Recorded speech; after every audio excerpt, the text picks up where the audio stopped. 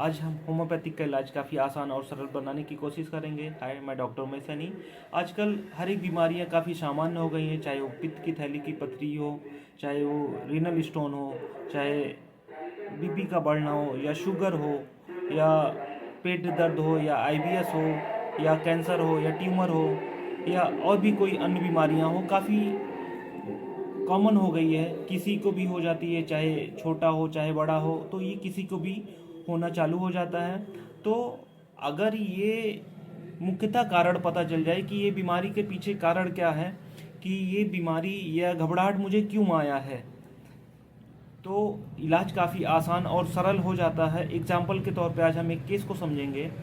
एक हमारे पास 55 साल के मेल पेशेंट थे। तो डॉक्टर साहब बोले कि मुझे जो है ये सीने में दर्द होता है, मैंने अल्ट्रासाउंड वगैरह करा है, मुझे पित्त की थैली में पथरी है, एक 13 mm का है, एक 15 mm का है, तो मुझे ये 6 महीने से है। तो मैंने कहा ये 6 महीने आपने कुछ ऐसे ही घटना कुछ हुई थी क्या? बोले हाँ डॉक्टर साहब, मेरा एक बेटा था, वो भाग के अदर कास्ट में लड़की से शादी कर लिया और उसके बाद से मुझे ये दर्द की समस्या चालू हो गई। मैंने कहा थोड़ा डिटेल्स में बताइए कैसे क्या हुआ था।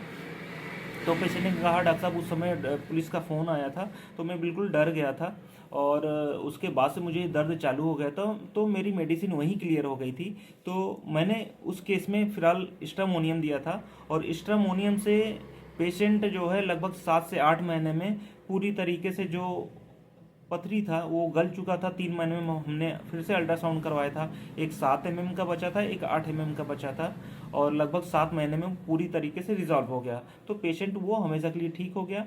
और ये तभी संभव हो पाया जब हमने एग्जैक्ट कारण पता किया। और सेकंड केस हम समझेंगे।